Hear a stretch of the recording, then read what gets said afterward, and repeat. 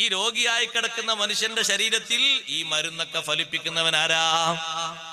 ഈ ഭക്ഷണം ദഹിപ്പിച്ചു കൊടുക്കുന്നത് ആരാണ്? ഗുളികയും മറ്റുമൊക്കെ കഴിച്ചിട്ട് വേദന മാറ്റിക്കൊടുക്കുന്നവനാരാണ്? ആക്സിഡന്റ് പൊട്ടിയിട്ട് പൊടിയായ എല്ല് ഒന്ന് വലിച്ചു കൂട്ടിയിട്ട് പെറുക്കിയെടുത്തിട്ട് അതവിടൊക്കെ ഫിറ്റ് ചെയ്ത് വെച്ചു കൊടുക്കുമ്പോ സംയോജിപ്പിക്കുന്നവൻ ഡോക്ടർ അല്ല, ഡോക്ടർ ചെറിയൊരു നിമിത്തമാണ്. വർക്ക് ചെയ്യിപ്പിക്കുന്നവൻ അല്ലാഹുവാണ്. 4 മാസം അവൻ കിടന്നിട്ട് അവന്റെ കാലിനൊരു വേദനയുമില്ലാതെ പരിപൂർണമായി സുഖമായി അവൻ ജീവിക്കുമ്പോ അവൻ നന്ദിയോടെയാണോ രോഗിയായി കിടന്നത്? നന്ദികേടുള്ളവനായിട്ടാണോ രോഗിയായി കിടന്നത്? എളുപ്പത്തിൽ മനസ്സിലാക്കാം. അപ്പോൾ അവൻ നിസ്കരിച്ചു. ആ നിസ്കാരം ഷർത്തത്തെ നിസ്കാരമല്ല.